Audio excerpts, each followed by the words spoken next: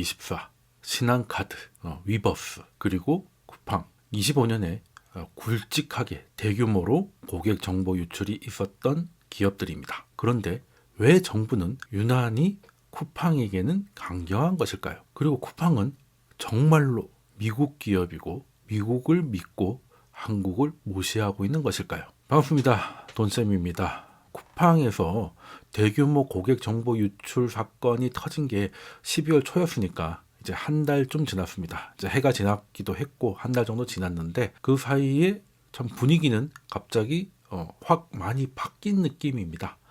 여기 제가 화면에 다 띄워놨지만 지난 성탄절이었죠. 12월 25일 날 쿠팡이 갑자기 처음에는 이게 뭐예요? 정말 믿어야 되나 싶을 정도였는데 그 중국에 있다는 전 직원에게 자백을 받았고 그리고 그 정보를 내려받았다는 그 맥북을 본인이 너무 사건이 커지니까 부담스러워서 이걸 부신 다음에 하천에 버렸는데 그걸 넘어서서 잠수부를 동원해서 그 맥북을 건져 올렸고 그리고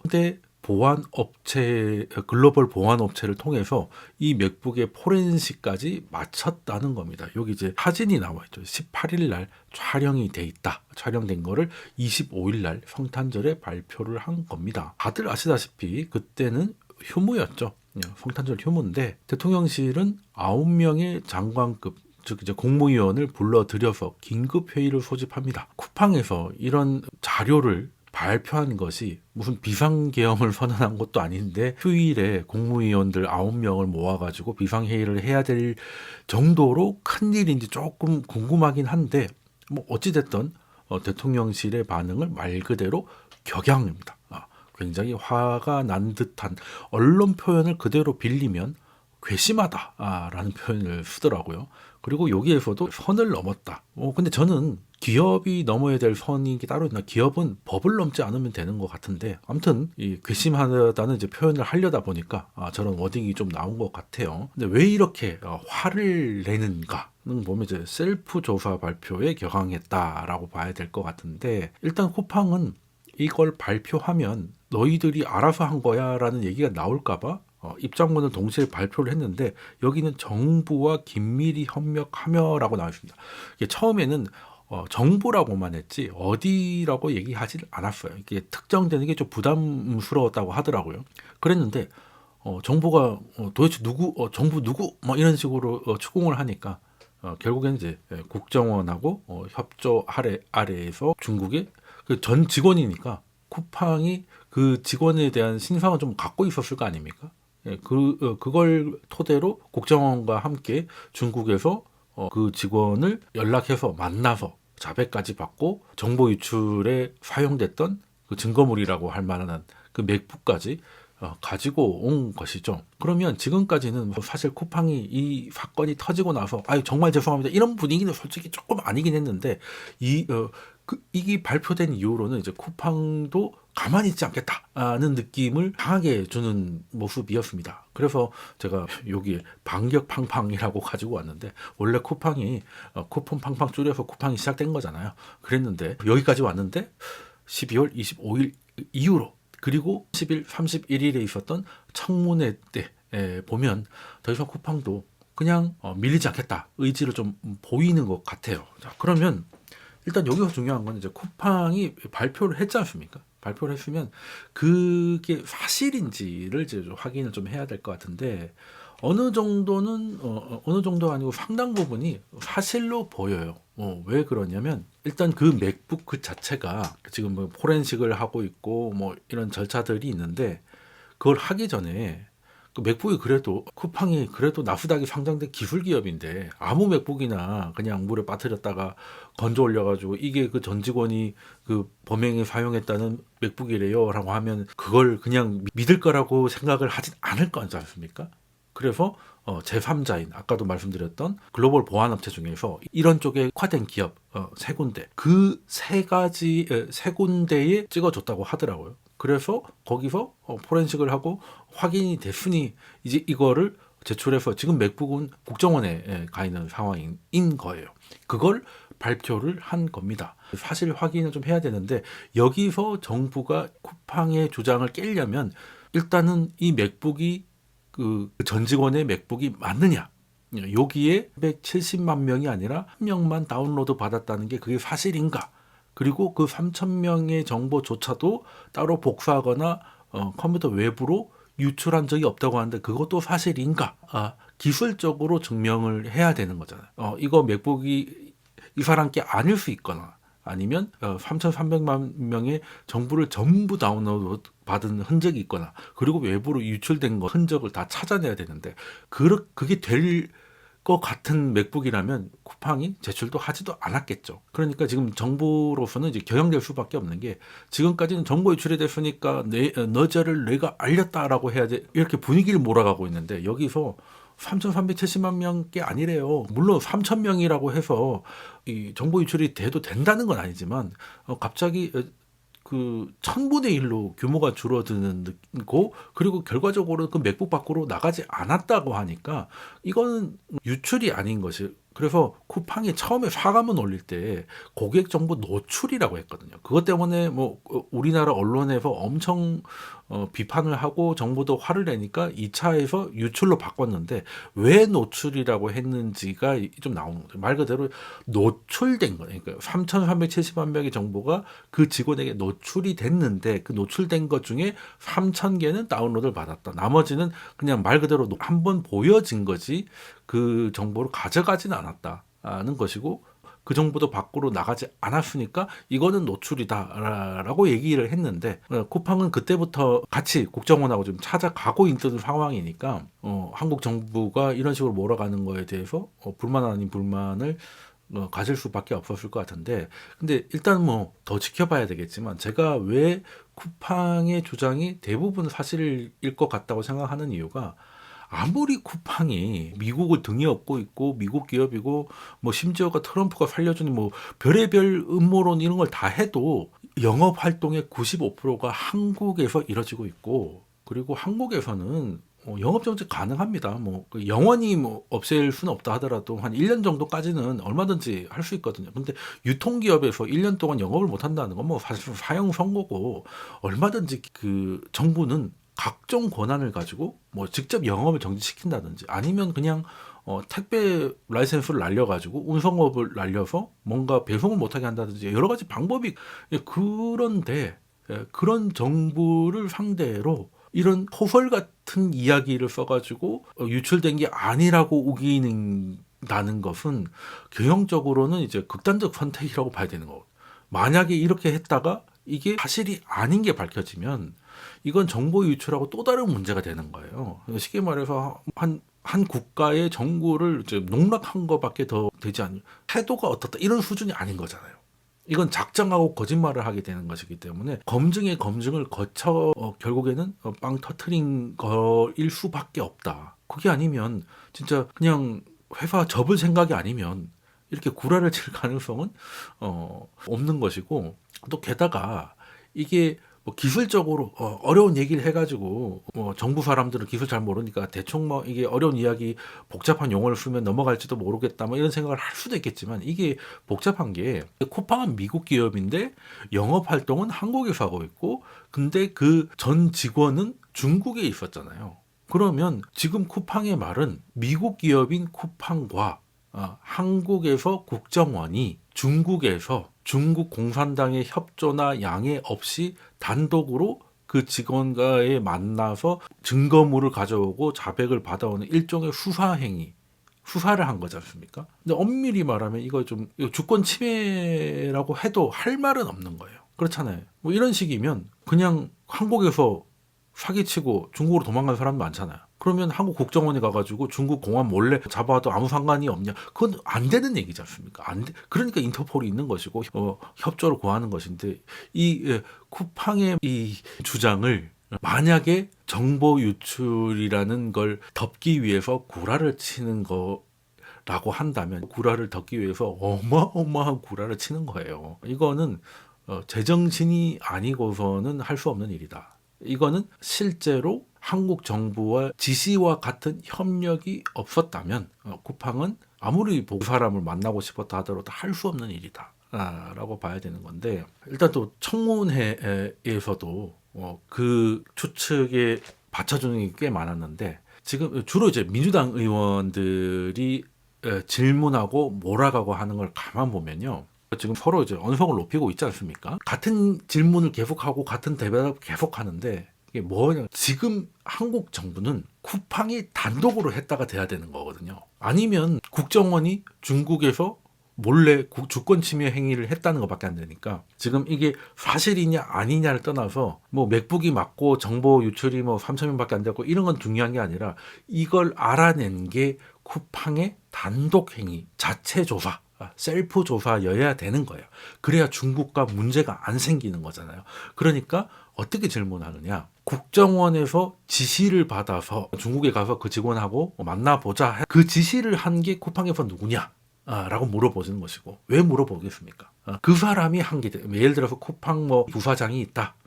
그 사람이 그러면 이제 우리도 한 중국에 가서 뭘 해보자 라고 했으면 그 사람이 한 걸로 몰아가야 되는 거예요. 국정원은 그런 얘기가 아니었고 단순 정보 요청을 한 것인데 이 양반이 잘못 이해를 해가지고 어마어마한 일을 벌여버렸다. 한국 정부는 여기서 개입한 게 없다라고 만들기 위해서 누가 지시했느냐고 계속 물어보고 로저스 대표가 보통 사람입니까?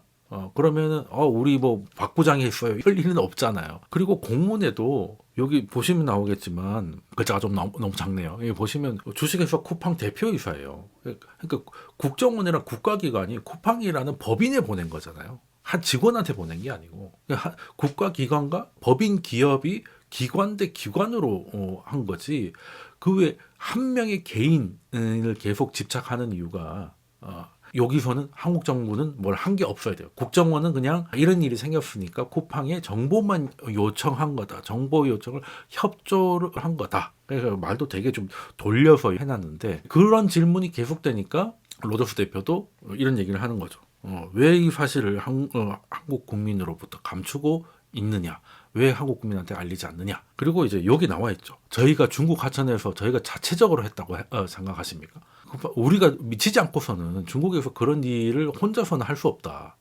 라고 했더니 이름이 생각이 안 나는데 국회의원이시 영어가 짧으셨는지 그냥 손가락질하면 수도 하세요. 그 목사라고 제가 좀 들었던 것 같은데 목사 출신으로 들었다고 하는데 사태질하면서 수도 청문회는 지금 재판에 피의자로 나와 있는 사람들이 아닌데 참고인이신 분인데 저런 식으로 하는 거는 굉장히 무례한 행동인 것 같은데 아무튼 그런 행동을 할 정도로 저런 발언을 막아야 했다라는 것인데요. 자, 이게 뭐 협조냐 지시냐 국정원이 시킨 거냐 아니면 국정원이 말 그대로 진짜 쿠팡에 정보만 요청했느냐라고 보기 일단 공문 보면 글자가 좀 작아서 죄송합니다만 이 앞에 하나 둘 셋 이게 다 뭐냐면 국가정보원법 1조 뭐 제1조 1항 블라블라블라블라 국가정보원법 4조 1항 블라블라블라 국가정보원법 4조 1항 3호 블라블라 그리고 국가정보원법 5조 제1항 그리고 국가위기관리 기본지침 102조 이게 뭐냐면 국정원이 얘기하면 말을 들어야 돼라는 여기 그러니까 이런 일이 생기면 국정원이 하라는 대로 해야 되고 정보도 줘야 되고 해야 되는 법률을 쭉 적어놓은 거예요. 한마디로 너 내 말 들어야 돼. 이러이러한 법문을 쭉 적어놓고 마지막에 협조를 요청한다. 뭐겠습니까? 우리랑 같이 시킨 대로 해라라는 거죠. 이게 협조냐 지시냐? 물론 국정원도 미국 기업인 쿠팡한테 이런 일이 터졌으니까 우리 통제를 받아 이렇게 말하기는 좀 그러니까 그냥 협조를 요청합니다라고 하는데 그냥 단순 협조 요청하면 거부할까봐 앞에 적어놓고 안 하면 법적인 조치가 들어갈 수 있다는 압력을 넣어놓고 받은 거기 때문에 이거는 쿠팡 입장에서는 그리고 찾아보자고 하는데 찾아본 거라고 봐야 될 것 같아요. 근데 쿠팡은 그래서 심지어 찾고 자백을 받고 증거물을 받았는데 거기에 대해서는 이런 방법도 없고 이미 12월 18일에 물건을 회수해서 포렌식을 마치고 국정원에 그 맥북이 들어갔는데도 언론에는 그러니까 쉽게 말해 국정원이 시키는 대로 조용히 하면서 협조를 했더니 쿠팡은 정말 아무것도 하지 않고 미국 기업이라고 한국을 무시하는 것처럼 이렇게 시간을 끄는 듯하게 언론에서 계속 비판하니까 쿠팡 입장에서도 이렇게 되면 한국도 한국이지만 쿠팡은 미국 기업이니까 미국 법이 사실 조금 더 무섭잖아요. 한국은 법이 무섭기보다는 이제 정부가 죽이겠다는 의지가 굉장한 것이고 미국은 잘못되면 이제 법이 징벌적으로 해가지고 클 거니까 미국 소송의 준비를 하고 있었을 텐데 한국에서 이런 식이 되면 한국에서 분위기가 이런 식으로 흘러가면 미국에서 소송도 문제가 될 것 같으니 이제는 더 이상 그냥 경찰에도 알리지 말고 뭐 하라고 한 것들 더 이상은 할 수 없다라고 해서 이제 발표를 한 거고 그랬더니 이제 대통령실이 이제 화를 낸 것이죠. 이제 어떻게 보면 쿠팡이 이제 말을 안 듣고 반격을 하니까 화가 나서 그러니까 괘씸이라는 표현이 나오지 않았나는 생각을 하고 있습니다. 그래서 그 처음에 첫날에는 청문회 첫날은 통역기를 썼니 안 썼니 뭐 그런 걸 따지다가 둘째 날부터 서로 조금 더 노골적으로 되면서 저는 이제 쿠팡의 주장이 거의 사실이 아닐까 하는 생각을 하는데 그러니까 뭐 앞서도 말씀드렸지만 지금 왜 누가 지시를 했냐 뭐 이런 거에 대해서 왜 이렇게 집착을 하는가 건 중국 때문입니다. 쿠팡을 때리기 시작할 때 쿠팡이 미국 기업이기 때문에 미국에서 뭔가 불쾌한 신호가 나올 거라는 건 당연히 예상을 했을 거예요. 아니나 다를까 나오기 시작했죠. 한미 FTA 공동위원회 회의가 갑자기 미국의 요청으로 갑자기 취소가 되고 이후 일정도 없이 취소됐다는 건 이제 뭔가 문제가 발생을 했다는 거잖아요. 그렇게 되고 각종 포럼에서 미국의 플랫폼 기업에 대한 뭐 탄압 뭐 이런 것들 한국 정부와 국회가 위협하고 있다 뭐 이런 얘기 뭐 미국에서 나온 거야 알고 있는데 이제는 어떻게 보면 전선이 중국까지 확대되는 왜 중국이 해준 게 아니잖아요. 지금 국정원하고 쿠팡이 그 직원을 만나서 수사 활동 뭐 행위 뭐 이런 것들을 했고 거기서 자백도 받고 증거물도 가지고 왔어요. 이거는 주권 침해고 만약에 옛날 같으면 전쟁할 수도 있는 그런 상황입니다. 말 그대로 이제 주권 침해니까. 여기서도 이제 인터뷰에서도 나오더라고요. 사실상 주권 침해라고 중국이 주장하면 우리 정부는 이제 할 말이 없다.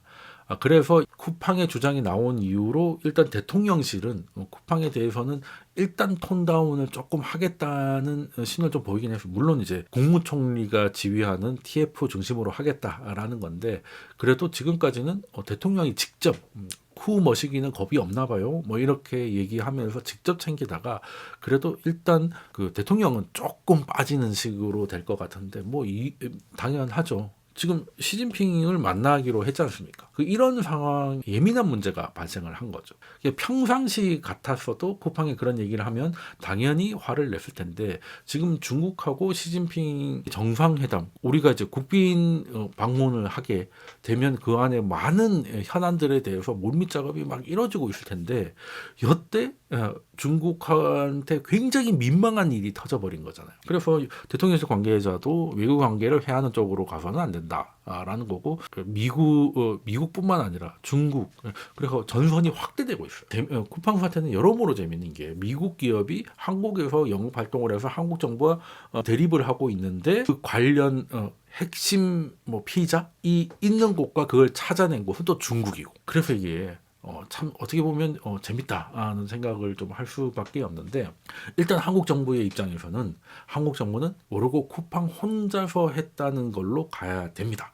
근데 로즈프 대표는 죽었다 깨어나도 그런 얘기를 안 하고 있죠. 그러니까 지금 청문회에서 그러니까 고함 지르고 난리가 나고 그런 상황인 것인데 제가 도입부에 설명을 드린 게 올해 예스24도 그랬고 신한카드, 아시아나 그리고 5천만 명이 사용한다는 저는 몰랐습니다만 그 하이브에서 만든 플랫폼이 있더라고요. 그러니까 한 명이 쿠팡처럼 열람을 하고 그걸 다운로드 받은 그 수준이 아니라 늘 이제 아예 그냥 상시로 이제 봤다는 흔적들이 나올 정도고 여하튼 큰 일들이 굉장히 많았습니다. 특히 올해는 SK텔레콤도 어마어마한 그때 유심하고 휴대폰 정보가 다 빠져나가 복제폰이 만들어질 수 있다 별의별 얘기가 다 있었고 KT는 심지어 그냥 자고 있는 동안에 소액 결제가 일어나서 돈이 빠져나갔죠. 유플러스도 마찬가지였던 것 같고 그리고 통신사들 다 틀린 상황이에요. 그러니까 서점 털렸죠. 카드사 털렸죠. 이 정도 되면 이제 한국인의 개인정보는 이제 글로벌 공공재가 아닌가 싶을 정도인데 그래서 사실 약간 둔감해요. 특히 쿠팡 아이디 가지고 할 수 있는 게 뭐가 있겠어. 그러니까 제일 중요한 거는 쿠팡이 털렸다고 했을 때 제일 걱정했던 건 이제 쿠팡은 결제가 굉장히 빠르지 않습니까? 옆으로 싹 당기기만 하면 일정 금액을 넘어가지 않으면 바로 결제가 되는 시스템이고 쿠팡이 다른 쇼핑몰보다 굉장히 좀 편리한 게 그런 면이 있지 않습니까? 그래서 저도 쿠팡 이츠 이런 거 쓰다 보면은 한 번씩 이렇게 배달 음식 먹을 때 리뷰 이벤트 하는 곳 있잖아요. 그러면 뭐 리뷰 이벤트에서 뭐 좀 더 주세요. 뭐 이렇게 적어야 되는데 그거 나중에 있겠지 하고 그냥 뭐 클릭했다가 갑자기 뭐 주문이 수락되었습니다 하면 깜짝 놀래가지고 취소했다가 다시 그거 쓰고 막 했던 기억이 나는데 그 정도로 쿠팡은 다른 데보다 뭔가 최소한 한 스텝 정도는 빨리 되는 것 같아요. 뭐 배송만 빠른 게 아니고 앱 자체도 뭔가 좀 편하긴 했던 것 같아요. 그 쿠팡이 예뻐서 쓰기보다는 그냥 편하니까 쓴 건데 편하고 빠르니까. 그랬는데 만약에 그 쿠팡에 신용카드 연결돼 있고 뭐 쿠페이 충전해 놓은 게 있고 그리고 뭐 하다못해 포인트도 있을 거 아니겠습니까? 그런 것들이 털렸으면 난리가 났겠죠. 저도 뭐 탈팡을 했을 겁니다. 그 신용카드 가지고 누가 어떤 거를 주문할지 모르니까. 그런데 처음에 이게 보도되고 쿠팡에 문자가 왔을 때 결제 정보는 해킹된 게 없다. 그래서 지금 쿠팡 아이디가 털렸는데 다른 데서 뭐 로그인 시도가 있었던 것 같다 이런 얘기는 들어봤어도 갑자기 뭐 결제가 됐다 이런 얘기는 없지 않습니까? 지금 그런 피해 사례를 열심히 찾고 있는 것 같은데 아직 거긴 나오진 않았어요. 그러면 결국에는 어딜 가나 있는 내 개인정보 정도 가 이제 건데 뭐 그렇다고 뭐 썩 유쾌한 일은 아니죠. 뭐 여러 번 맞았다고 해서 맞는다고 기분 안 나쁜 건 아닌데 그래서 그리고 쿠팡의 대응도 뭐 딱 뭔가 시원하지 않다 일을 좀 키운다는 느낌. 정부가 다른 뭐 SK텔레콤이나 뭐 신한카드나 뭐 S24나 이런 거에 비해서 좀 유난한 건 사실이지 않습니까? 그래서 어느 순간 정보 유출 됐으면 어떤 경로로 됐고 이게 앞으로 이런 일이 벌어지지 않도록 뭐 책임질 사람은 책임 묻고 그리고 시스템적으로 업데이트를 해서 좀 더 보안을 강화해야 재발 방지 뭐 이런 얘기는 전혀 없고요. 김범석이는 왜 안 오냐? 김범석 의장은 왜 불러도 안 오냐? 미국인이라서 강제할 수 없으니까 마치 그거는 미국이니까 버티고 있다는 느낌을 줄 정도로 사실 어찌됐든 김범석은 의장으로 빠져서 물론 뭐 쿠팡하고 완전히 뭐 결별한 건 아니겠지만 일단 절차상으로는 엑시트가 돼 있는 상황이긴 하잖아요. 근데 뭐 김범석이 와서 그냥 사과를 하는 것도 저는 괜찮았을 거라고 봐요. 근데 저는 그걸 안 한 이유가 와봐야 어차피 욕까지밖에 안 되는 것도 있겠지만 창업자가 가서 사과를 하고 이렇게 되면 미국 소송에서도 이거 정말 그러니까 쿠팡은 지금 3,000명 정도의 개인정보가 빠져나가서 일단은 쿠팡 밖으로 시스템 밖으로 나간 거니까 그 정도에서 생각보다는 큰일이 아니니까 잘 처리해야지 하고 생각을 하고 있을 텐데 한국에 가가지고 고개 숙이고 뭐 이러다 보면 진짜 큰일을 잘못한 거 아니야 해서 미국 소송에 영향을 줄까 봐도 분명히 안 오긴 했을 겁니다. 그리고 앞으로도 안 올 것이고 거기에 대해서 뭐 유승준처럼 만들자 영업 정지를 하자. 물론 그 우리나라 그 공정거래위원회는 최대 1년 정도의 영업 정지를 할 수 있는 권한이 법적으로 있긴 있습니다. 그런데 그럴 권한은 또 절차대로 가야 되는데 의장을 불렀는데 안 오네? 한국 국회를 무시하네? 괘씸하네? 이런 식으로 가는 거는 조금 오바가 아닌가 하는 생각을 좀 하기도 합니다. 지금 뉴스플로우를 보면 딴 거 없어요. 매출의 10%를 벌금으로 때려야 된다. 그리고 하는 거 보니까 싸가지가 없으니까 영업정지를 검토하겠다. 정부의 의지가 너무 확고하니까. 그리고 특히 이제 국세청에서 조사 사국, 저승사자로 알려져 있다. 여기도 나와 있잖아요. 조사 사국이 갔다는 거는 둘 중 하나입니다. 첫 번째, 거의 뭐 물증이 나와서 확실하게 단도리를 하기 위해서 가는 거. 둘째, 조사 사국이 가면 뭐라도 만들어 와야 된다. 이거는 이제 자존심의 문제다. 조사 사국이 갔는데 탈세 같은 게 없네? 이렇게 되면 사국이 아니게 되는 거예요. 이걸 보냈다는 거는 어떻게든 찾아와라. 없을 리가 없다. 그래서 이제 본사까지도 한번 해보겠다. 물론 뭐 쿠팡이 잘했다는 건 아닙니다. 그리고 타세가 있으면 조사 사국이든 사실국이든 가가지고 추징을 해야죠. 그런데 앞서 말씀드린 대로 개인정보 유출이 한국에서 처음 일어난 일도 아니고 물론 뭐 3,370만 명이란 규모는 없었다고 하지만 그건 아니거든요. 카카오페이가 4천만 명을 정보를 넘겼고요. 하이브의 위버스는 5천만 명이었습니다. 이미 역대 3위로 밀려있는 규모로 그리고 쿠팡은 그것도 인정하지 않는 거잖아요. 3,000명이다. 정부도 기업이 사회적 책임을 못하고 그리고 고객의 정보를 보호하지 못한 거에 대해서 얼마든지 법적 책임 이런 것들을 물을 수 있는데 여기 왜 이렇게 쿠팡에 이렇게 집착하는 듯한 모습을 보이는가에 대해서는 이제 다들 뭐 어느 정도 짐작은 하고 있지만 이제 시원하게 얘기는 못 하고 있죠. 언론들만 보더라도 뭐 굉장히 정말 열심히 왼쪽 오른쪽 구분도 없이 정말 열심히 이제 쿠팡 때리기에 근데 제가 이렇게 얘기해가지고 되게 쿠팡을 변호하는 듯한 게 되는데 강경하게 하니까 이제 뭐 얘기를 하다 보니까 자꾸 변호를 하게 좀 되긴 하는 것 같은데요. 여기 YTN 걸 보다가 좀 이렇게 헛웃음이 나와가지고 주소를 갔더니 로고도 없고 사무실에 아무도 없더라. 여기 창에서 막 저러고 있는데 미국에서 저러면 좀 위험할 텐데 다들 아시겠지만 서류상 본사는 델라웨어거든요. 델라웨어는 법인에게 좀 유합니다. 그래서 거기에다가 주소지만 등록한 법인들이 굉장히 많아요. 그래서 실제 쿠팡 다른 데 있습니다. 그 애플도 신제품 나오면 팀쿡이 나와가지고 프레젠테이션 하고 있는 거 동그란 도넛 같이 생긴데 거기가 서류상 본사 아니잖아요. 우리는 그냥 거기를 본사라고 생각하지만 거기 본사 아니거든요. 특히 IT 기업들이 델라웨어에 많이 있습니다. 쿠팡도 마찬가지고 실질적인 본사는 구글 검색하면 바로 나와요. 이게 제가 스트리트 뷰 이게 캡처해 온 거거든요. 여기 가면 돼요. 근데 이걸 진짜 몰랐던 건지 미국까지 가가지고 마치 우리나라에서 뭐 코인 투자하라고 돈 받았는데 뭐 싱가포르에 본사가 있다고 갔더니 싱가포르 본사에는 뭐 페이퍼 컴퍼니더라 이런 듯한 분위기에 보도록 하더라고요. 야 이거는 좀 거 아니냐. 물론 서류상 주소는 델라웨어에 있지만 그 쿠팡 글로벌 본사는 캘리포니아 마운틴뷰에 있거든요. 여기 있단 말이에요.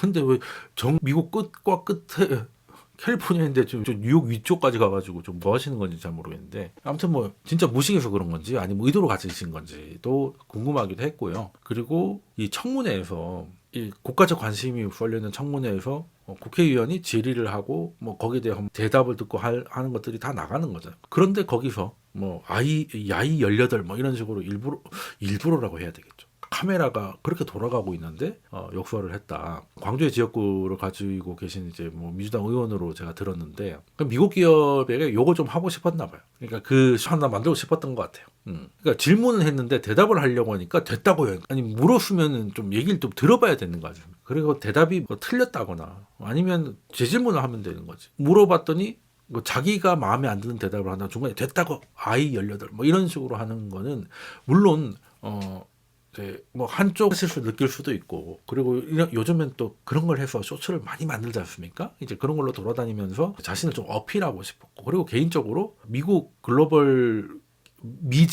미국 제국주의 기업의 대표한테 한번 욕도 한번 해보고 싶었고 뭐 이런 것들이 있지 않을까 하는 생각을 하는데 어쨌든 저는 뭐 다 좋다 이거예요. 다 좋다 이건데 그러면 이제 물론 뭐 SK텔레콤도 만만치 않은 가진금이 나온 것도 사실이고 하긴 하지만 쿠팡에 대해서는 좀 유난한 거 아니냐. 특히 카카오페이는 저도 카카오페이 쓰고 있는데 전 동의한 적이 없습니다. 이건 제공이에요. 제공입니다. 그리고 여기는 몰래. 그러니까 쿠팡은 내부 직원이 유출한 거잖아요.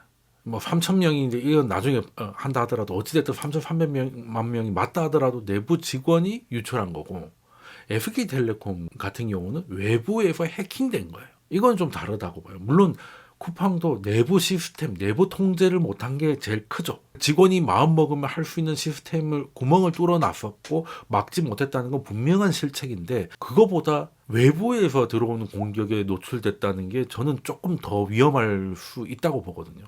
내부는 내부만 통제를 전 세계 외부를 통제하는 것보다는 쉬울 수밖에 없을 테니까. 그리고 여기는 제공이에요. 유출도 아닙니다. 제공입니다. 그냥 중국에 준 거예요. 준 겁니다. 4천만 명 중에 단 한 명에게도 동의받지 않았어요. 이거는 의도를 가지고 준 거잖아요. 직원이 뭐 이렇게 뭐 회사 한번 엿먹어봐라 해가지고 뭐 이게 몰래 한 것도 아니고 회사가 넘긴 거잖아. 그렇지 않고서야 테무도 마찬가지고요. 여기에 대해서는 왜 이렇게 작으냐? 그냥 쿠팡을 깎아주라는 얘기는 하는 게 아니라 이걸 높게 받아야 되는 거 아닙니까? 그 쿠팡처럼 이제 카카오도 매출의 10%, 테무도 매출의 10% 이렇게 해야 되는 거 아닌가? 는 좀 생각이 들기는 하는데 근데 또 청문회 보면서 그날은 누가 지시했냐로 많이 싸웠는데 첫째 날은 왜 김범석은 어디 있냐 이거였는데 국회의원님 그럴 수 있죠. 그 창업자니까 부를 수는 있는데 그걸 가지고 그렇게 욕을 할 때 민주당은 욕을 하면 안 된다고 생각을 합니다. 왜냐하면 김현진은 나왔습니까?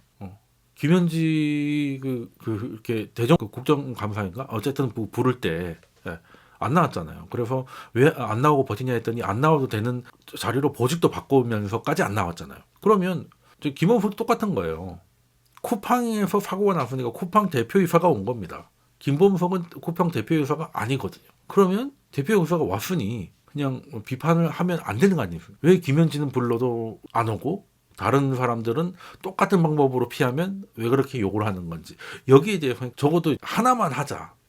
양쪽을 다 욕하든지 김범석이든 김현지든 같이 욕을 하든지 아니면 아예 둘 다 욕을 하지 말든지 그렇게 돼야 그래도 일관성이 좀 유지가 되지 않나 생각을 좀 하긴 하는데, 그리고 그 청문회 얘기가 좀 더 말씀드리고 싶었던 게 첫날부터 그 로저스 대표가 이제 통역 승인 받아서 왔다고 했는데 통역기를 써라 말아라 가지고 이게 실갱이가 있었습니까? 그래서 나중에는 둘째 날인가는 아예 지금 제대로 저 통역사가 제대로 통역 안 한다. 국회 통역을 써라라고 하니까 제대로 하고 있다고 아예 자신이 듣고 있는 인이어 같은 거를 마이크에다가 뭐라고 통역하는지 다 들려주려고 하고 하여튼 웃겼습니다. 근데 통역기 가지고도 이렇게 고성을 지르고 하는데 이런 분들이 이제 나와가지고 할 때는 왜 아무도 태클을 걸지 않습니까? 다스베이더가 나오셨어요. 물론 개인이 알려진 게 부담스럽고 그러면은 이제 다른 방식을 썼어야죠. 그리고 지금 통역기 가지고도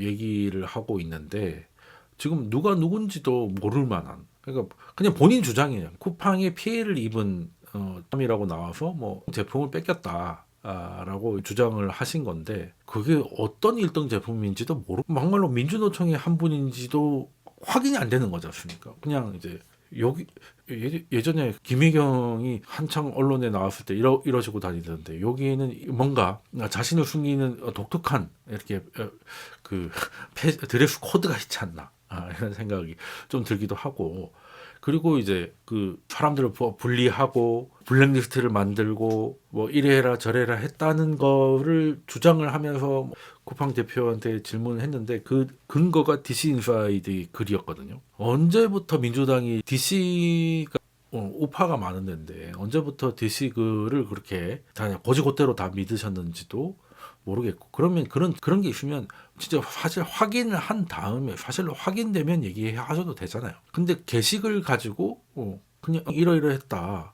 그리고 정확한 내용은 1000명 정도를 특정한 업무를 시켜서 디스인사이드든 게시판을 관리하는 직원을 뽑아가지고 뭘 하려고 했다. 건데 쿠팡은 이제 그런 적이 없다 그러는 거고요. 그러면 의혹을 제기할 것 같으면 구체적인 정황을 뒷받침해주는 물증 이런 것들이 좀 나와줘야 될 것 같은데 그냥 다짜고짜 게시물 하나 들고 와가지고 그렇게 한다는 건 또 그래서 그런 얘기를 했더니 왜 입틀막을 하냐, 왜 그 네티즌들의 목소리를 입틀막을 하냐. 지금 입틀막은 정보통신법에서 비판하면 5배 매기고 하는 게 그게 지금 민주당 주도로 하고 있는 건데 그냥 저는 다 좋은데 하나만 하시자 겁니다. 그리고 쿠팡에서 털리긴 타는데 저만 해도 솔직히 쿠팡 비밀번호 아직 안 바꿨거든요. 와이프도 안 바꿨어요.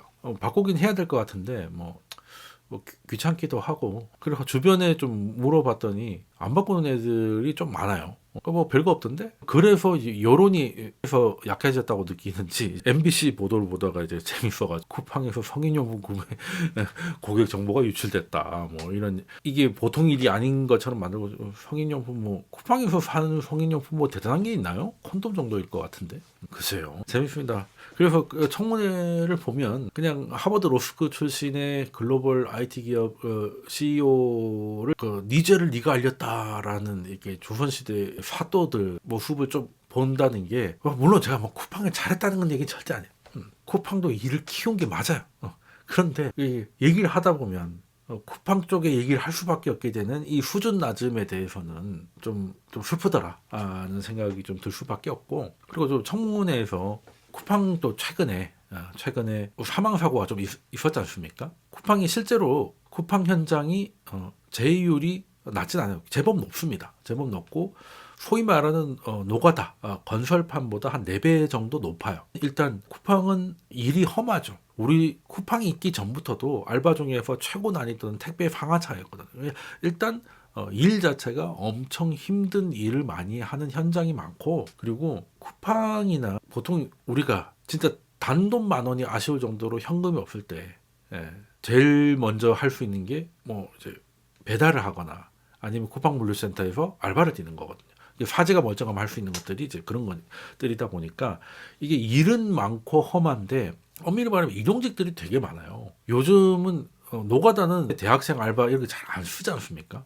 그래서 노가다 현장의 숙련도는 제법 높아지는 반면에 낮은 숙련도로 힘으로 가능한 것이 이제 쿠팡 물류센터나 말 그대로 몸을 갈아 넣는 게 이제 배송 업무다 보니까 그쪽으로 일용직들이 많이 왔습니다. 그러다 보니 아무래도 어설플 때는 사고가 많이 날 수도 있는 상황인 거는 좀 감안을 좀 해야 되는 부분이 있는데, 그럼에도 불구하고 어찌됐든 위험률이 높은 건 맞습니다.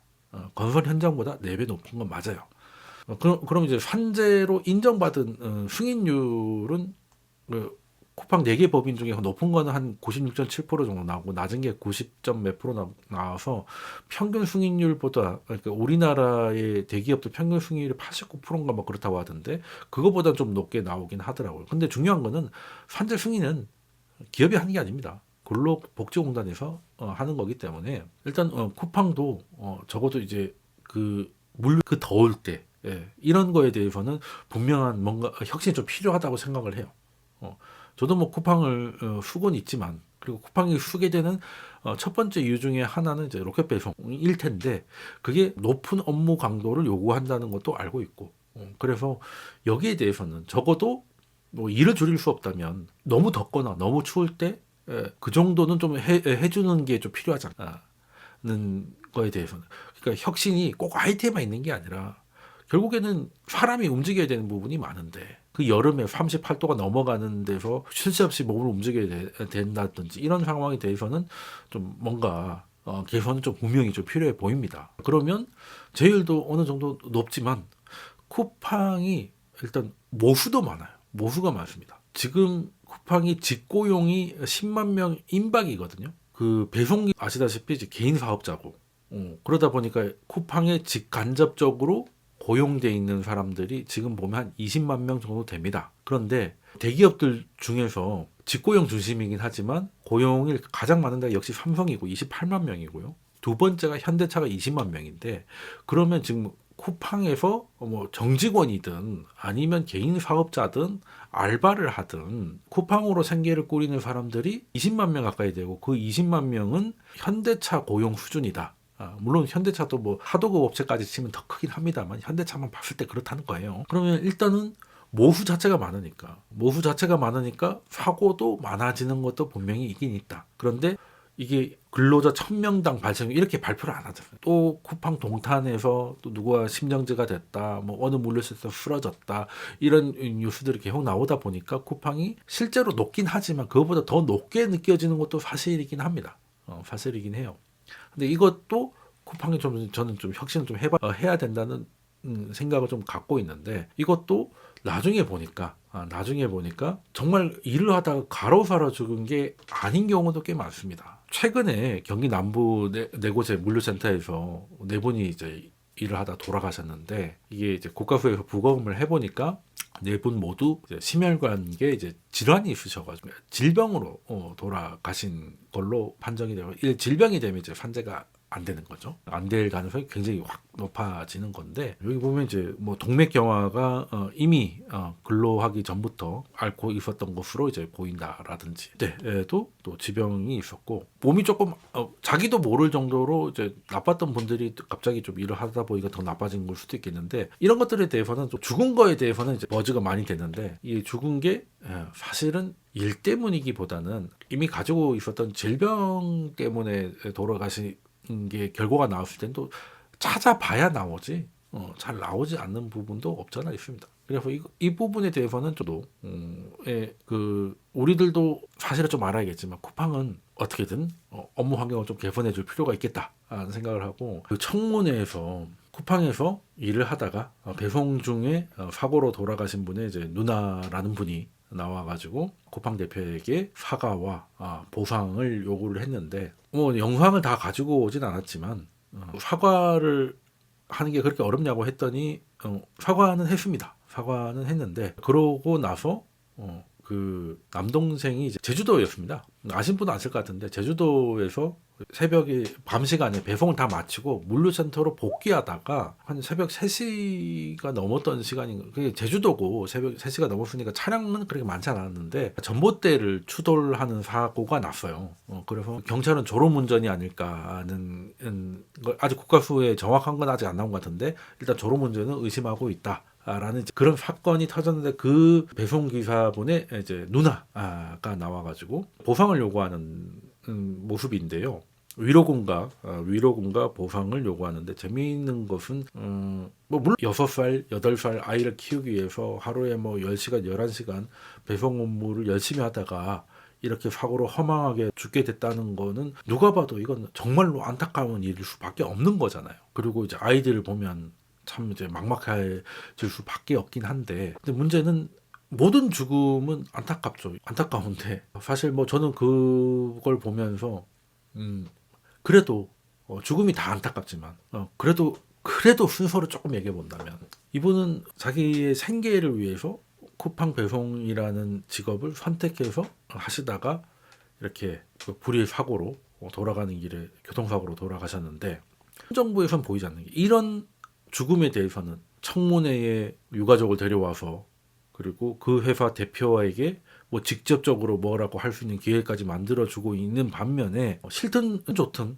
끌려가서 말해서 징집해서 나라를 지키려고 하다가 끝내 돌아가신 군장병들 분들이나 이런 분들에 대해서는 얼마 전에 특히 공무원 같은 경우는 이제 북한군이 쏴 죽이고 해도 뭐 아무 일이 없는 게 돼 버렸지 않습니까? 거기에 대해서는 왜 아예 무죄가 나오니까 항소도 하지 말라 하는 얘기는 한데 그 죽음은 괜찮은 죽음이고 공무원이 일을 하다가 배에서 표류돼서 북한 쪽으로 넘어갔는데 북한이 어찌됐든 사살했고 심지어 시체를 불태우기까지 한 거를 숨긴 거에 대해서는 아무런 죄가 없는 상황이 됐고 그냥 그 공무원은 졸지에 도박 중독자가 돼서 월북한 사람이 돼버렸는데 거기에 대해서는 1심 무죄에 대해서 항소도 하지 말라는 법무부 장관의 얘기가 있는 반면에 여기에서는 지금 다 보상을 해달라는 거잖아요. 자, 아까 산재 얘기를 했으니까 산재 얘기를 조금 해보면 일단 산재 승인이 될지 안 될지는 뭐 일단 말씀드렸지만 쿠팡 대표한테 얘기할 게 아닙니다. 예전에는 산재 신청을 하려면 그래도 대표이사의 사인이 필요했는데 요즘 그런 것도 필요 없거든요. 그냥 신청하면 됩니다. 그냥 신청하면 돼요. 근데 문제는 근로복지공단에서 결정하고 승인하는 게 산재 여부입니다. 근데 산재가 승인돼서 이제 돌아가셨으니까 뭐 치료비가 나오는 게 아니고 유족연금이 나오겠죠. 그럼 유족연금은 이제 어떻게 되는 가를 보면 당연히 배우자 먼저 갑니다. 뭐 나눠주고 이런 게 아니라 배우자한테 가는 거고요. 근데 정말 안타깝게도 배우자가 없거나 배우자가 같이 사망한 경우에는 자녀나 부모 그리고 손자녀 그리고 뭐 형제 자매 이런 식으로 순서대로 내려가는데 근데 배우자에게는 조건이 없어요. 근데 배우자가 아니고 자녀만 내려가도 조건이 붙기 시작합니다. 일단 자녀가 만 25세 이하여야 돼요. 성인이 됐으면 받을 권리가 없는 겁니다. 성인이 됐으면. 물론 장애가 있으면은 연령의 구분은 없는데 장애가 없는 상황이라면 뭐 만 25세가 넘어가면 수령을 할 수가 없습니다. 없어지는 거죠. 그럼 다음으로 뭐 넘어간다? 라고 하면 부모님은 만 60세가 넘어야 됩니다. 근데 이 경우는 지금 배우자도 있고 6살, 8살 아이도 있기 때문에 배우자가 받게 되는 거죠. 근데 좀 더 해드려서 형제자매, 본인은 친누나잖아요. 그러니까 남동생이 결혼해서 남동생은 한 37인가로 들었어요. 그러니까 이제 애가 둘이나 있겠죠. 그 사고자의 누나입니다. 그래서 뭐 결혼했는지 안 했는지 모르겠지만 그분은 결혼을 한 거고. 그러면 마지막까지 형제자매까지 가려고 하면 이제 부모도 해당 사항이 없어야 되고. 그럼 형제자매는 또 만 이하여야 돼요. 60세를 넘어야 됩니다. 그러니까 환자가 인정이 돼도 저기 나오신 분은 해당 사항은 없어요. 배우자가 받는 겁니다. 물론 거기서 개인적으로 뭐 주면 모르겠으나 그러니까 이거는 해당 사항이 없는 사람이 지금 7살의 누나니까 뭐 그렇다고 뭐 60이 넘은 것 같지는 않으시거든요. 그러면 앞에 모든 경우 배우자 없고 자녀도 안 돼, 부모 안 돼, 손자녀 없어 해서 형제 자매까지 왔어도 못 받는 거예요. 어떠한 경우도 산재를 인정받아서 쿠팡으로 됐든 어디가 됐든 간에 뭐 유족연금을 받을 수 없는 분입니다. 그런데 그 가족은 물론이고 어머니와 자기까지 위로금과 보상을 해달라. 그러면서 계속 이렇게 조카들이겠죠. 6살, 8살 아이들이 아직 죽음을 몰라서 아빠가 우주에 돈을 벌러 갔다 뭐 이런 얘기로 달래고 있다면서 이제 그건 당연히 너무나 가슴 아픈 사연이지만 근데 가슴 아프다고 해서 법을 초월해서 뭔가를 해달라고 할 수는 없는 거지 않습니까? 대기업이잖아요 라고. 대기업이니까 빨리 산재 처리하고 위로와 보상금을 저와 어머니까지 다 챙겨달라. 책임져 주십시오. 책임을 지달라는 건 성인이 돼서 자기 남동생이 일했던 회사에 책임을 져달라는 건 무슨 얘기입니까? 그러니까 이건 좀 안타까운 건 둘째치더라도 제가 보기에는 또 여기서 나와서 이런 걸 하면 쿠팡 쪽에서 산재가 아니더라도 쿠팡 쪽에서 좀 줄 수도 있지 않겠냐는 이제 설득을 받아서 나오신 게 아닌가 하는 좀 의심도 좀 되긴 하는데 이게 우리나라의 특징인가요? 그러니까 그 눈물 없인 들을 수 없는 그 아픈 사연 한두 개를 가지고 와가지고 법을 초월해서 뭔가를 해달라. 좀 익숙하기도 하죠. 뭐 세월호 때부터 이태원 때부터 좀 이런 것들이 여기서도 지금 벌어지고 있는 거 아닌가 생각을 좀 하고 있습니다. 그런데 재밌는 건 쿠팡에서 일하다가 사고로 한 가장이 죽고 나니까 가정이 흔들리고 있는 거잖아요. 그러면 꼭 가장이 죽어야만 흔들리는 겁니까? 아니거든요. 가장이 실직을 하게 되면 역시 또 흔들리는 거거든요. 근데 좀 전에 말씀드렸지만 쿠팡이 직고용이 거의 10만 명이 눈앞입니다. 눈앞입니다. 그리고 25년에 직원을 간접 채용 말고요. 직고용을 10,000명 이상 한 우리나라 대기업이 쿠팡하고 한진밖에 없어요. 삼성도 그렇게 하진 않았습니다. 작년에 쿠팡이 제일 많았습니다. 그 다음이 한진인가로 들었고 LG 삼성만 내려가도 바로 6,000명대로 확 떨어지고 그 밑으로는 쭉쭉쭉 빠지거든요. 웬만한 기업들은 많으면 600명, 작으면 30명 이런 수준입니다. 그래서 지금 우리나라의 고용에서 모든 국민이 알만한 대기업 중에 고용다운 고용을 하고 있는 곳은 쿠팡밖에 없습니다. 한진하고. 이런 데가 다 날아가 버리면 여기 보면 나와 있죠. 대기업이라고 해서 작년에 직원이 늘어난 곳이 많지 않습니다. 대기업 집단 중에서 6곳만이 직원 수가 늘었다는 거예요. 나간 사람보다 더 뽑았다는 것이죠. 근데 거기에 2년 연속 가장 많이 뽑은 게 쿠팡입니다. 그러면 아까 말씀드린 한 20만 명 가까운 사람들 그리고 1년에 15,000명 정도가 여기서 새로운 일자리와 기회를 찾고 있었는데 이 쿠팡이 예를 들어 영업정지가 된다거나 아니면 심지어 한국에서 일을 못하게 된다거나 하게 되면 쿠팡의 문제만이 아니라는 거예요. 고용이 흔들릴 수 있을 겁니다. 그래서 정부도 이거는 좀 쉽지 않을 거예요. 쉽지 않을 겁니다. 그래서 정부가 모든 권한을 갖고 있지만 쿠팡은 고용을 쥐고 있다는 생각 좀 봐야 되지 않을까 하는 생각을 하고 근데 정말 쿠팡도 좀 정신을 좀 차려야 되는 게 여론을 자기 쪽으로 돌리려고 했으면 이런 식으로 정부랑 뭔가를 조사를 하고 있었고 그 결과가 이렇다 여러분들이 알고 계신 것보다 그렇게 사안이 크지라고 얘기를 하려고 했을 때 그러면 이렇게 된 거 보상안이라도 뭔가 좀 시원하게 물론 보상안이 1조 7천억이라고 해서 로저스는 이례적 규모다. 규모만 놓고 보면 1조 7천억이 작은 건 아니죠. 사실 작은 건 아닌데 처음에도 보상안 나온다고 하길래 처음에는 5만 원 어쩌고 하길래 그러면은 5만 원 그냥 쿠팡에서 쓰면 되는 건가 했더니 사실상 10,000원이에요. 여기 썸네일도 나와 있는데 가장 많이 쓰는 게 이제 쿠팡 쇼핑몰이잖아요. 이건 이제 현금과 같은 것이죠. 5,000원입니다. 쿠팡 이츠 시켜 먹으면 되는 거는 이것도 현금과 같은 거예요. 근데 쿠팡 트래블이나 알렉스는 이게 화장품 파는 거잖아요. 요거는 이제 티켓 물론 티켓이나 레저 여행 상품도 사고 하긴 하는데 또 같으면 그냥 쿠팡이나 쿠팡 이츠에서 쓸 수 있는 5만 원짜리 줄 것이지. 그리고 쿠팡 트래블하고 알렉스는 사실 그렇게 잘 모르거든요.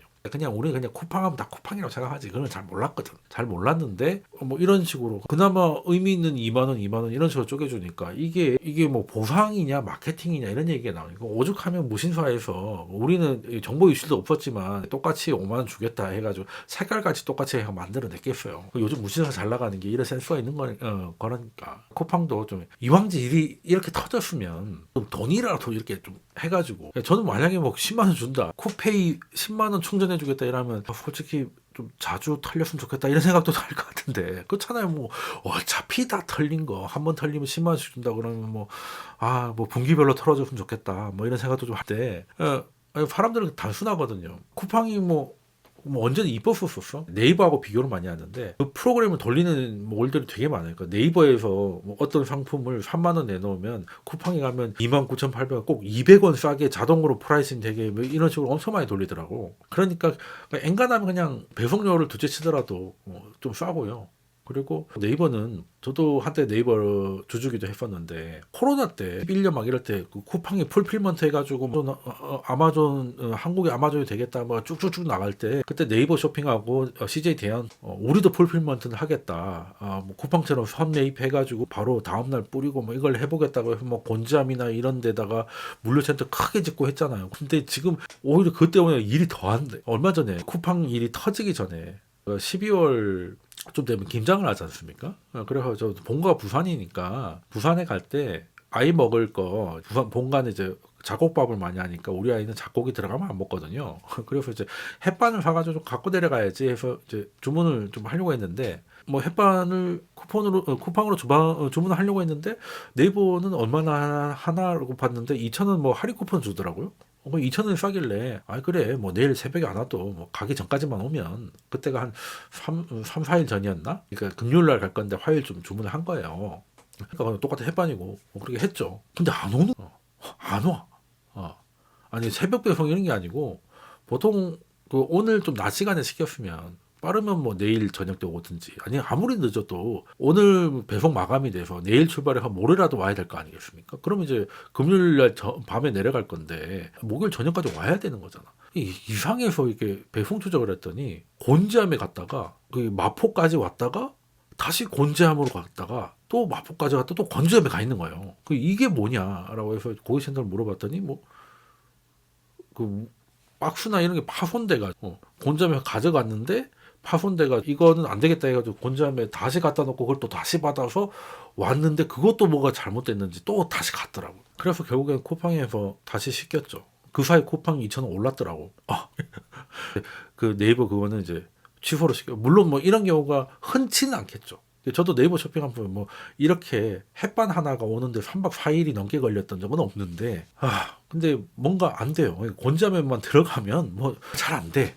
그 신세계도 예전에 그 지마켓 인수하고 이베이 인수하고 하면서 같이 한번 해보자라고 했는데 안 됐잖아요.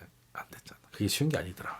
그래서 뭐 네이버 쇼핑이든 어디든 지마켓이든 지금 쿠팡 두드려 맞을 때 소위 말해서 물 들어왔을 때 노를 저어야 되는데 이게 또 그것도 좀 실력인 것 같다. 노가 얼마나 준비되어 있는지 한번 그것도 하나의 관전 포인트다 말씀을 드리고요. 쿠팡한테 해주고 싶은 말은 이제 그거죠.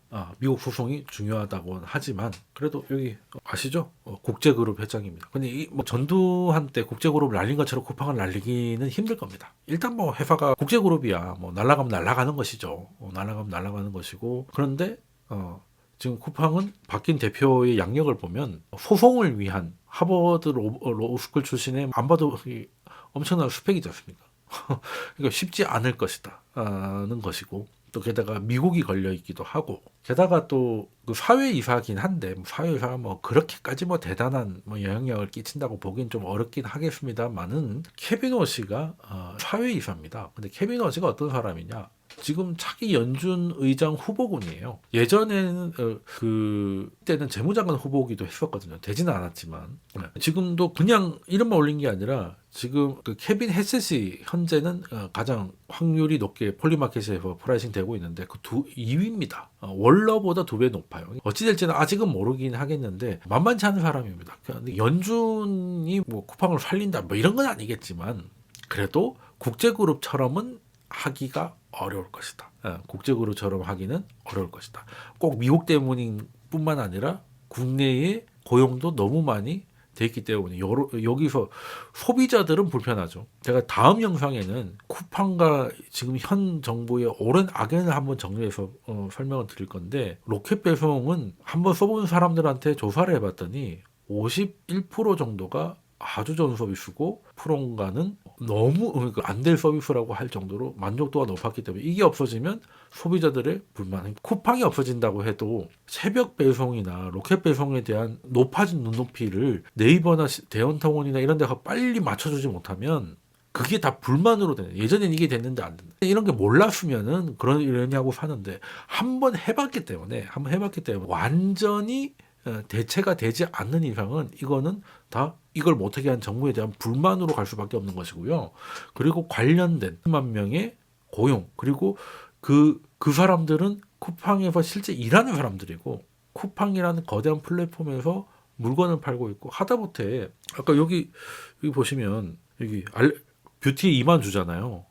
화장품을 하나 사야 돼, 2만을 쓰려면. 그래서 조국은 탈팡을 했지만 조국의 따님 조미는 입점해가지고 지금 열심히 잘 팔고 있습니다. 2만 7천 원이니까 딱 이 쿠폰 가지고 하나, 만 원도 안 들이고 하나 사기 딱 좋죠. 그래서 따님과 그 아버님의 생각이 좀 쿠팡에서는 엇갈리고 계신 거 아닌가. 뭐 이번에 입점한 건 아니고 입점한 지 좀 됐는데 그래도 잘 팔고 계신다. 보통 이렇게 되면 솔직히 뭐 조국이나 이런 사람들이 쿠팡에서 사봐야 뭐 얼마나 사겠어요. 뭐 장을 뭐 본인께서 보실 것도 아닐 거고. 그럴 것 같으면 진짜 그 파는 사람이 쿠팡에서 나와야 그게 이제 진짜 탈팡이지. 뭐 사는 사람이 뭐 우리 하나 빠진다고 해서 쿠팡이 말기는 하겠습니까? 얼마 전에 유명하신 무슨 치킨 거기 있잖아요. 거기도 쿠팡이 지금 안 받겠다고 하더니 3일까지 안 받는 걸로.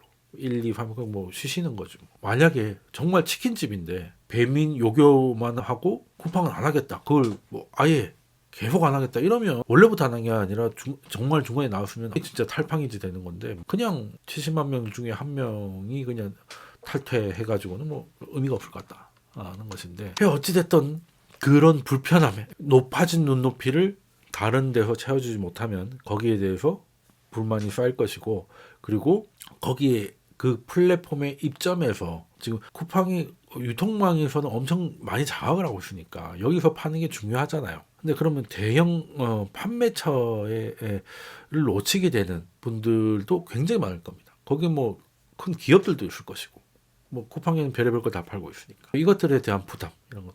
그리고 저는 왜 이렇게까지 하느냐, 쿠팡이 뭘 잘못했는지를 명명백백하게 정리해서 거기에 맞춰서 책임을 묻고 과징금을 때리고, 쿠팡은 이런 소비자에 대한 불편과 불안을 일으킨 게 대해서 적절한 보상안을 주고 끝내면 되는 문제인데, 왜 이렇게까지 쿠팡을 어떻게든 해보려는 이 의지는 도대체 왜 이러는 걸까? 뭐 여러 가지 추측이 있고 거기에 대해서도 영상을 찍겠지만 참 알다가도 모를 일이다라는 거고요. 그래서 요즘 주변에 뭐 누군가 그러더라고요. 뭐 아직도 쿠팡 하냐 하길래 저는 아직도 네 택배는 도착을 안 했냐라고 하긴 했었는데, 쿠팡을 쓰든 쿠팡을 쓰지 않든 그거는 개인의 자유죠. 저는 쿠팡을 지키지 않은 게 아닙니다. 자유를 지키고 싶은 거예요. 최근 들어서 뭔가 문제가 터지면 뭘 자꾸 못하게 합니다. 원래 우리나라가 좀 그래 오긴 했지만 이게 문제 터지면 이걸 다 못하게 해. 저게 문제 생기면 저걸 다 못하게 해. 쿠팡에서 뭐 정보 유출이 생겼다 그러면 쿠팡 못하게 해. 다른 거 생기면 못하게 해. 그러니까 개인이 자유가 계속 줄어드는데 이제 쇼핑에서조차의 자유도 제한되기 시작했다는. 그리고 택배 기사분들은 내가 새벽 배송이라는 새로운 일자리에서 한번 일을 해보겠다.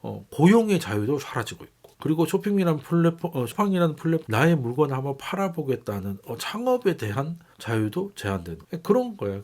이거는 그냥 기업이 잘못한 게 있으면 거기에 대해서 처벌하고 책임을 묻고 재벌 방지 시스템을 만들면 되는 겁니다. 근데 거기다 대고 이래라 저래라 마치 이게 이념 문제인 듯한, 미국이 우리를 무시하고 있다, 미국이 쿠팡을 지켜줄 것이다, 뭐 이런 희한한 이야기들을 많이 하는데, 저는 미국이 쿠팡에 대해서 굉장히 불편하고 불쾌한 감정으로 지금 보고 있는 건 맞는 것 같아요. 오늘 뭐 대사관에서도 이 모든 것을 상황을 인지하고 있다고 했으니까 그 말은 다 보고 있다는 거잖아요. 쿠팡 대표에 대해서 뭐 출입 금지를 시키려고 하고 뭐 이런 것들에 대해서 그 미국도 이게 굉장히 불쾌한 일이기도 하고, 특히 미국이 EU하고 많이 부딪힌 부분이 미국 빅테크 기업에 대해서 뭐 디지털세라든지 이런 걸로 비관세적인 장벽을 세워서 미국 플랫폼 기업, 미국 기술 기업을 규제하려고 한다는 게 미국의 불만이고, 이유는 어떻게든 빅테크 기업이 없으니까 막으려고 하고, 이것 때문에 유럽과 미국이 옛날 같지 않을 정도로 막 투닥투닥을 하고 있다가 최근에는 좀 유럽이 좀 많이 밀리는 모양이잖아요. 러시아 전쟁 이후로. 근데 이거 쿠팡도 마찬가지입니다. 쿠팡도 정보 유출에 대해서 다른 기업보다 유난하게 강하게 때리는 거에 대해서 이거는 정보 유출건이 아니라 미국 플랫폼 기업에 대한 분명한 비관세 장벽이다 라고 판단할 가능성이 있고, 여기에 대해서는 굉장히 불편한 마음을 갖고 있고, 그런데 그럼에도 불구하고 한국 정부가 어떻게든 쿠팡은 죽여야 직성이 풀리겠다고 하면 죽이게 놔둘 겁니다. 아니, 쿠팡이 미국 기업이고 하지만 미국의 핵심 이익은 아니에요. 지금 뭐 쿠팡이 미국에서 그 공급망 체인에서 핵심 역할을 하고 있고, 히토류를 뭐 유통하고 있고, AI LML 모델에서 뭐 최고 앞으로 나가요, 이런 건 아니잖아요. 사실 한국에서 유통망을 장악하고 있는 것이지 미국의 핵심 이익은 아닙니다. 그래서 트럼프라면 쿠팡을 죽이겠다면 죽이게끔 놔두고, 다 죽인 다음에 너 분명히 비관세적인 장벽으로 미국 기업을 했으니까 다시는 이런 일이 벌어지지 않도록 한국에게 뭔가를 우리가 지금 생각하지도 못하는 요구를 하게 될 것이고, 그 요구를 들어줄 수밖에 없을 겁니다. 깨놓고 얘기해서 쿠팡 죽일까봐 미국이 움직일 것 같으면 죽을 때 미국이 뭘 했나요? 아니거든요. 오히려 죽게 내버려 두고 무역 협상에서 윤석열 정부에 했을 때보다 더 세게 부르고 다 받아간 거잖아요. 쿠팡도 마찬가지일 겁니다. 정말 한국 정부의 의지가 중요한 것 같아요. 그걸 감수하고서라도 꼭 죽여야 모든 걸 다 가져가야 되겠다고 생각한다면 그런 일은 벌어질 것이고, 그게 아니면 적당한 탈출구를 찾긴 찾을 것인데, 근데 만약에 그런 일이 벌어진다면 뭐 우리는 쇼핑에 대한 자유 제한되는 게 굉장히 좀 짜증나는 일이다라는 것이고, 그래서 뭐 지금 이런 쿠팡의 태도나 아니면 쿠팡에서 정보 유출됐기 때문에 불안하고 불편한 것 때문에 쿠팡을 탈퇴하는 사람도 정상입니다. 뭐 쿠팡을 써야 된다는 이런 법은 없잖아요. 그리고 저처럼 그냥 여기서 털린 건 저기서 털리네, 뭐 이렇게 이제 뭐 그냥 보상이나 좀 더 해주면 좋겠다 하면서 이제 쓰는 사람도 이것도 정상입니다. 그런데 쿠팡 탈퇴해놓고 주변 사람들한테 탈퇴한 게 무슨 독립운동이냐 한 것처럼 의기양양하는 사람들, 그리고 탈퇴 안 하는 사람에게 또 쿠팡 쓰냐 이런 식으로 구사리 주고 하는 것들은 적절하지 않는 그런 거라고 저는 생각을 하거든요. 그리고 앞서 말씀드린 대로 왜 이렇게까지 해야 되는가? 오랜 악연의 역사, 이제는 미국을 넘어 중국에게까지 눈치를 봐야 되는 상황에도 불구하고 쿠팡을 죽여야 되는 이 이유에 대해서 영상이 길어져서 다음 영상에서 설명을 드리기로 하고요. 뉴스가 정말 많습니다. 쿠팡뿐만 아니라 특히 연초부터 해서 시장, 특히 이제 곡장이 좋은 모습을 보이면서 시장 관련해서도 참 해드릴 말이 많았는데 한동안 영상을 제가 못 올렸죠. 그리고 앞으로 영상이 잦을 예정이긴 하지만 그래도 좀 더 빠르고 좀 소통 가능한 이런 뉴스의 장, 토론의 장이 필요하신 분들은 제가 운영하고 있는 오픈 채팅방에 참여를 해보시면 또 재밌는 경험, 즐거운 경험이 될 거니까 설명란에 링크 보시고 참여하시면 될 것 같고요. 그리고 앞으로도 이런 영상 좀 좋아하신다면, 조금이라도 도움이 되셨다면 구독과 좋아요를 부탁드리고, 또 알람 설정까지 하셔가지고 다음에도 도움이 될 만한 비디오를 올려드릴 테니까 놓치지 마시길 바라겠습니다. 그럼 이번 영상 여기까지 하도록 하겠습니다. 감사합니다.